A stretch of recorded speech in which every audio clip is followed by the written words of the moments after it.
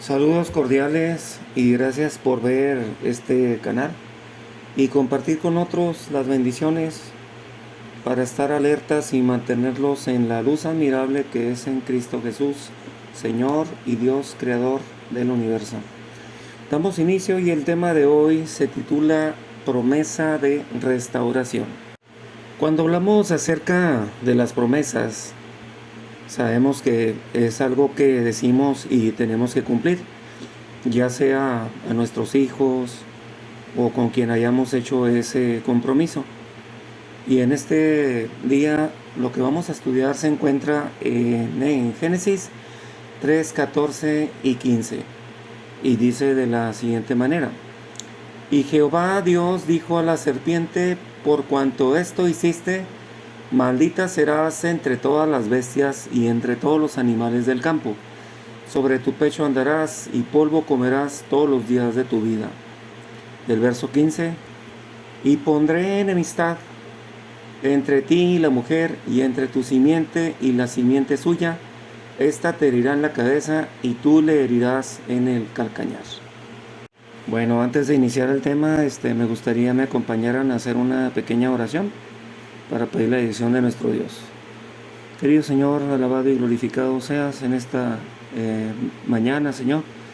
Te suplicamos que tú pongas en los corazones de los que están escuchando tu espíritu, Señor, para que estén alertas, para que estén pendientes y sensibilices los sentidos para que ellos puedan entender y comprender este mensaje que es de salvación y es de verdad presente.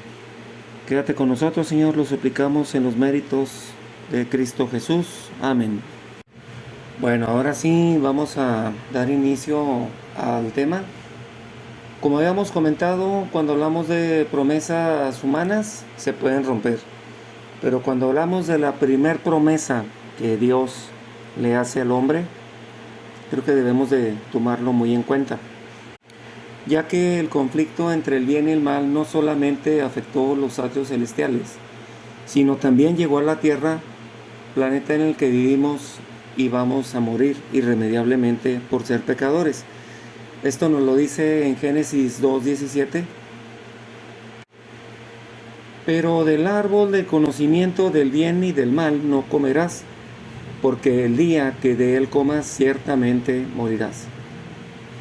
Sin embargo, debido a esta profecía con promesa, Dios nos asegura que si permanecemos en Él, le amamos y obedecemos su ley, que está registrada en Éxodo 20, pasaremos de muerte a vida eterna. Esto está registrado en Juan 15:10. Si guardares mis mandamientos, permanecieres en mi amor, así como yo he guardado los mandamientos de mi Padre y permanezco en su amor. Deuteronomio 30:10 nos dice: al cielo y a la tierra pongo hoy como testigos contra ustedes de que he puesto ante ti la vida y la muerte, la bendición y la maldición. Escoge pues la vida para que vivas tú y tu descendencia.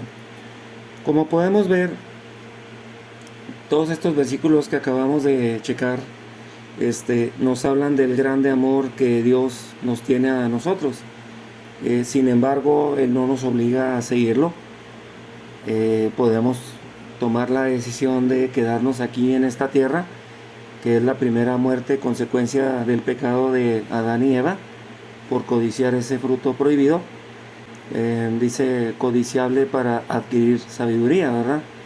O en su defecto podemos optar por la promesa, ¿verdad? Y esta promesa es la que hizo en Génesis 3, 14 y 15. Si nos ponemos a analizar un poco cuántos años tuvieron que esperar a partir de Adán y Eva para ver esta promesa de restauración. Ellos tuvieron que esperar más de 4000 años, pero ellos vivieron por fe todo ese tiempo esperando al Salvador que Dios les había prometido. Esa promesa se cumple con la primera venida de Cristo a la tierra.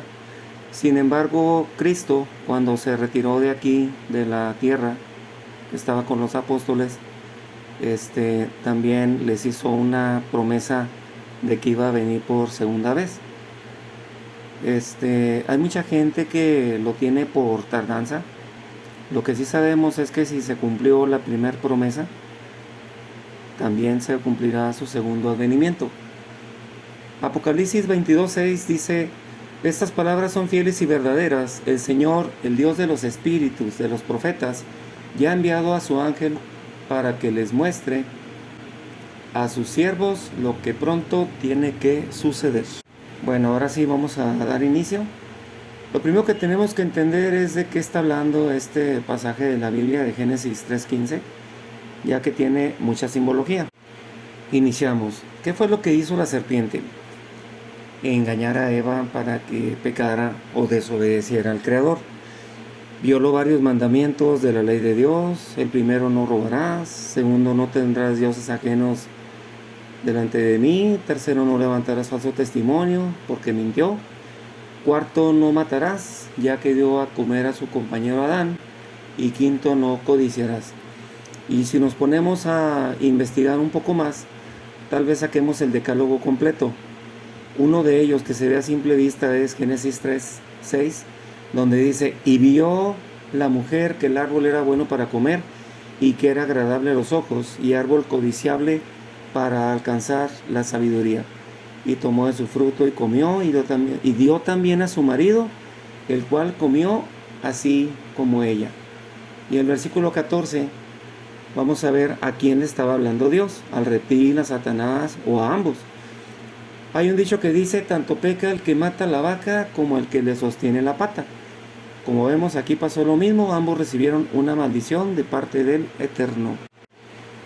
Y Dios la maldijo. Si buscamos el significado de la palabra maldición o maldito, nos dice lo siguiente: maldito, condenado y castigado por la justicia divina, y se pierden los privilegios de que se gozaba. En este caso vamos a ver qué le ocurrió a la serpiente, al animal. Veamos lo que dice una escritora de la serpiente: era un hermoso animal con alas y al volar por los aires tenía brillante aspecto como de oro bruñido. No andaba por el suelo, sino que iba de un lado a otro por los aires y comía frutas lo mismo que el hombre.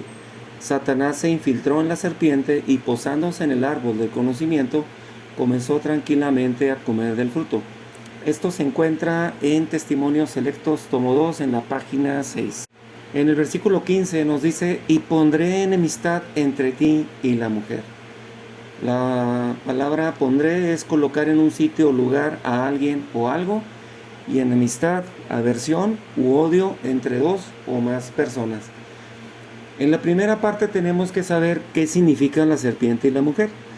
Esto vamos a ver con algunos textos bíblicos, ya que la Biblia sola se debe interpretar como nos dice Segunda de Pedro 1:20, entendiendo primero esto, que ninguna profecía de la Escritura es de interpretación privada, porque nunca la profecía fue traída por voluntad humana, sino que los santos hombres de Dios hablaron siendo inspirados por el Espíritu Santo.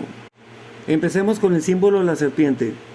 Para esto debemos de tomar en cuenta que Dios está dando dos sentencias, una para la serpiente o reptil y otra para Satanás, que utilizó a la serpiente como medio para engañar a Eva. De allí toma el nombre serpiente. Vamos a ver este versículo donde nos habla de una serpiente antigua, o sea, lo que habla en Génesis. Apocalipsis 12:9 nos dice: y fue lanzado fuera el gran dragón, la serpiente antigua que se llama Diablo y Satanás, el cual engaña al mundo entero. Fue arrojado a la tierra y sus ángeles fueron arrojados con él. Por lo tanto nos dice que la serpiente antigua, la serpiente representa a Satanás. Ahora vamos a buscar el símbolo de la mujer. Apocalipsis 12:17 nos dice: entonces el dragón se enfureció contra la mujer y salió para hacer guerra contra el resto de la ascendencia de ella, los que guardan los mandamientos de Dios y tienen el testimonio de Jesús. Efesios 5:24, pero así como la iglesia está sujeta a Cristo, también las mujeres deben estarlo a sus maridos en todo. Efesios 5:25, maridos, amad a vuestras mujeres, así como Cristo amó a la iglesia y se dio a sí mismo por ella. Bueno, aquí podemos observar que nos hace referencia que mujer es símbolo de una iglesia.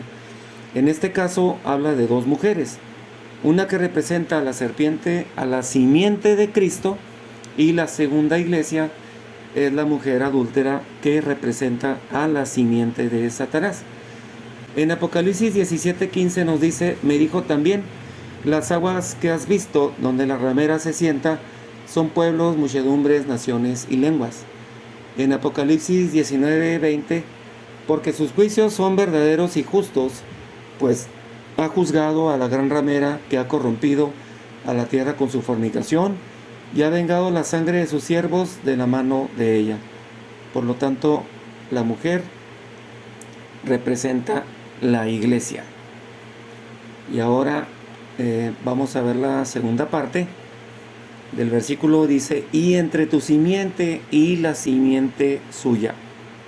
Ahora vamos a ver quiénes son las simientes o descendencias de la serpiente y quiénes son la simiente de la mujer. Ya tenemos identificado lo siguiente. En 1 Juan 3:8 nos dice quiénes son los hijos del diablo y cuáles son las características distintivas. El que practica el pecado es del diablo, porque el diablo ha pecado desde el principio. El Hijo de Dios se manifestó con este propósito, para destruir las obras del diablo. Nos dice que los hijos del diablo pecan o transgreden la ley de Dios. ¿Te has preguntado qué es pecado? ¿Qué significa pecado? Es importante saber que ya la gente no está muy de acuerdo con lo que dice la Biblia, pero aquí lo vamos a destacar. En Google, pecado es una desobediencia a los mandamientos de Dios que aleja a los cristianos de las gracias y riquezas que Jesucristo ha manifestado a la humanidad. Es una ofensa a Dios, una desobediencia a las leyes de Dios y un acto contrario a la razón, la verdad y la conciencia. Y en la Biblia nos dice 1 Juan 3:4, todo el que practica el pecado practica también la infracción de la ley, pues el pecado es infracción de la ley. ¿Sabemos cuál es la paga o consecuencia del pecado? Ezequiel 18:4 nos dice, aquí todas las almas son mías, tanto el alma del Padre como el alma del Hijo mías son, el alma que peque, esa morirá. Y Romanos 6:23 nos dice, porque la paga del pecado es muerte, pero la dádiva de Dios es vida eterna en Cristo Jesús, Señor nuestro. Ahora vamos a ver algunos versículos para reforzar las obras de los pecadores. Deuteronomio 18:10 nos dice, no se ha hallado en ti quien haga pasar a su hijo o a su hija por el fuego, ni quien practique adivinación, ni agorero, ni sortílego, ni hechicero, ni encantador, ni adivino, ni mago, ni quien consulte a los muertos. 1 Corintios 6:9 nos dice, ¿o no saben que los injustos no heredarán el reino de Dios?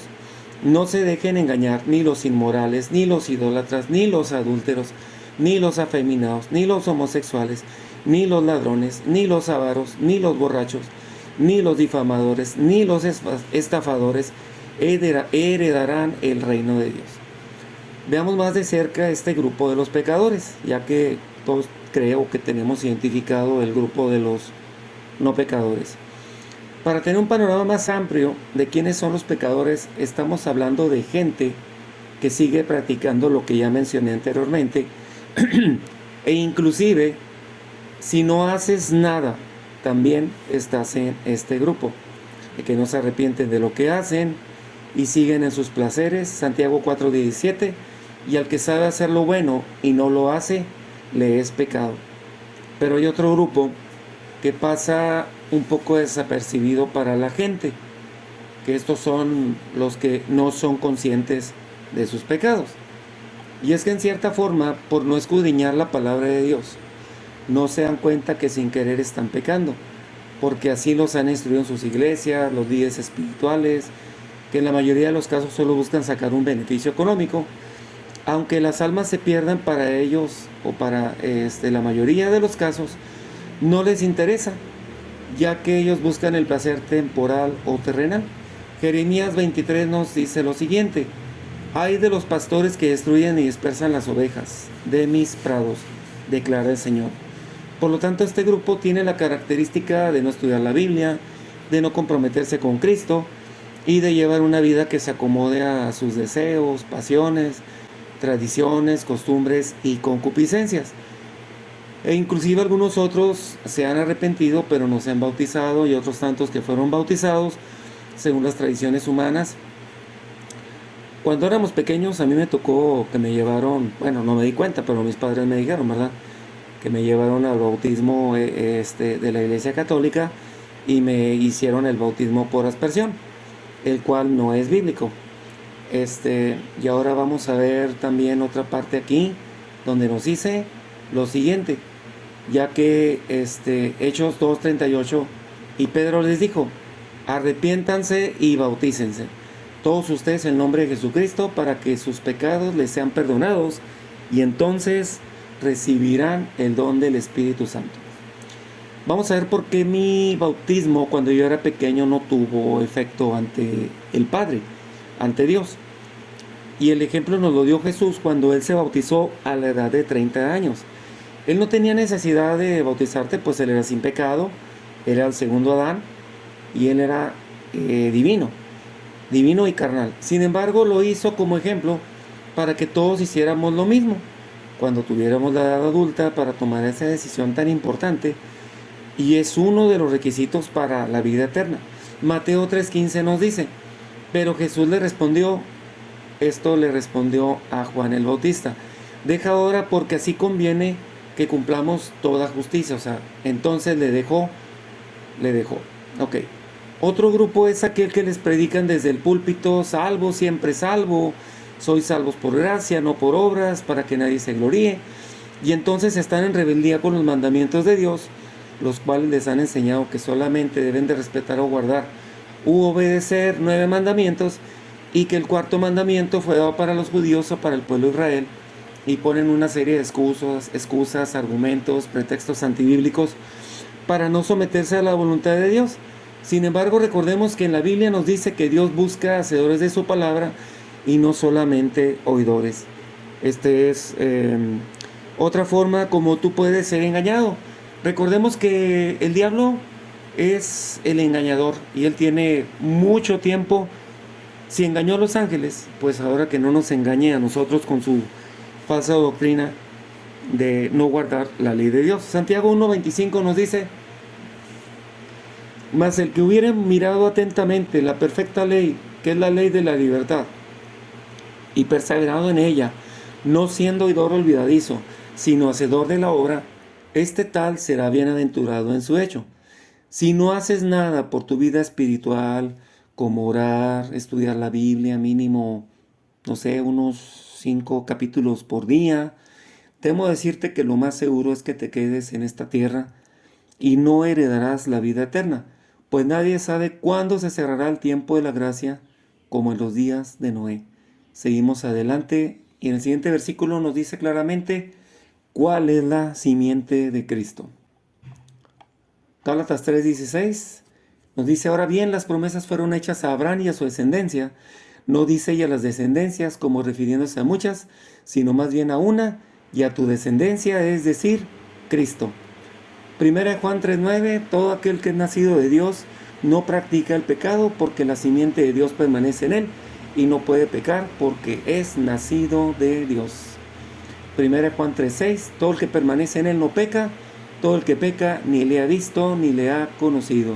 Sabemos que todo el que ha nacido de Dios no peca, sino que aquel que nació de Dios lo guarda, y el maligno no lo toca. Romanos 6:2: de ningún modo nosotros, que hemos muerto al pecado, ¿cómo viviremos aún en él?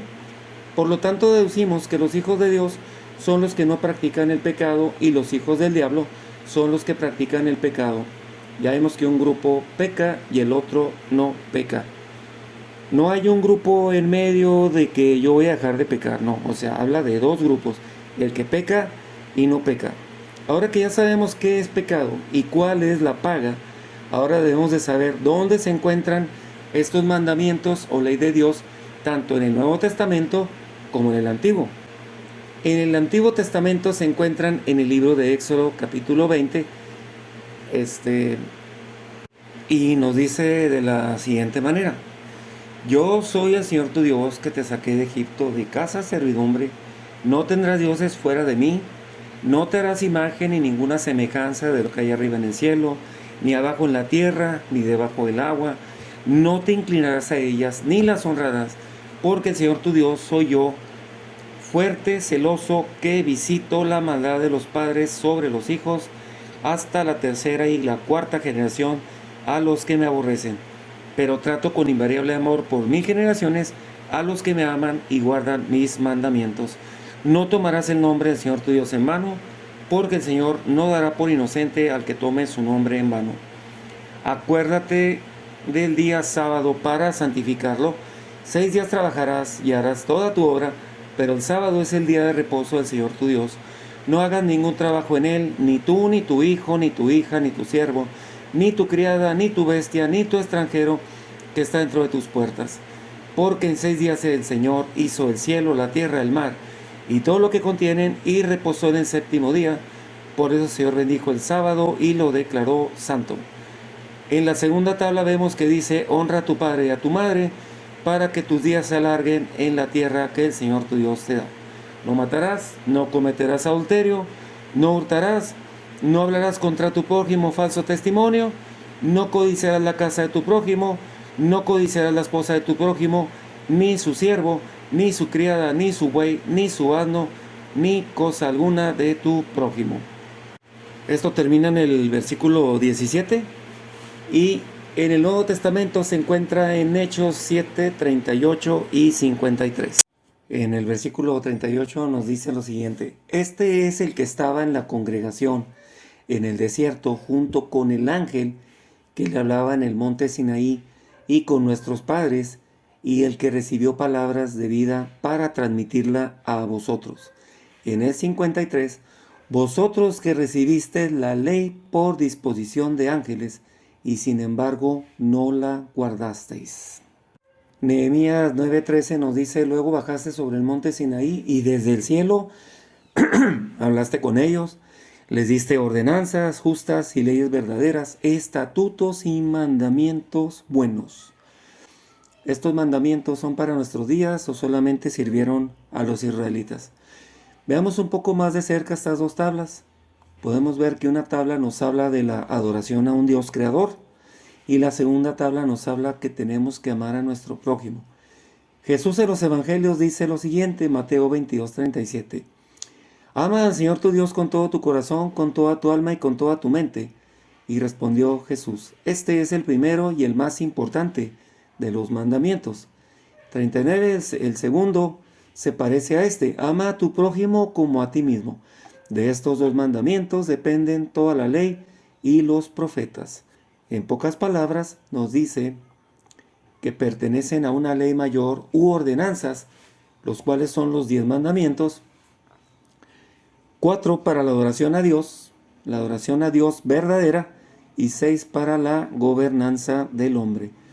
Por lo tanto, si analizamos un poco las palabras de Jesús con lo que acabamos de leer en el Antiguo y el Nuevo Testamento, nos podemos dar cuenta que seguirán vigentes por la eternidad. Les voy a hacer una pregunta. ¿Ya tenemos cielos nuevos y tierra nueva? No, ¿verdad? O sea, solamente hemos conocido un cielo nuevo. Bueno, ni siquiera cielos nuevos. O sea, a nosotros ya nos tocó nacer en una tierra contaminada por el pecado y en los cielos también. Sin embargo, Isaías 65:17 dice: porque he aquí que yo crearé nuevos cielos y nueva tierra, y de lo primero no habrá memoria, ni más vendrá al pensamiento. Mateo 5:17 nos dice: no penséis que he venido para abrogar o invalidar la ley o los profetas. No he venido para abrogar, sino para cumplir. Porque de cierto os digo que hasta que pasen el cielo y la tierra, ni una jota ni una tilde pasarán de la ley, hasta que todo esto se haya cumplido. Apocalipsis 21:1.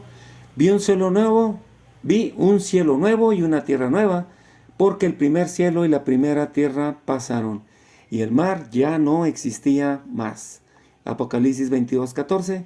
Bienaventurados los que guardan sus mandamientos para tener derecho al árbol de la vida y poder entrar por las puertas en la ciudad.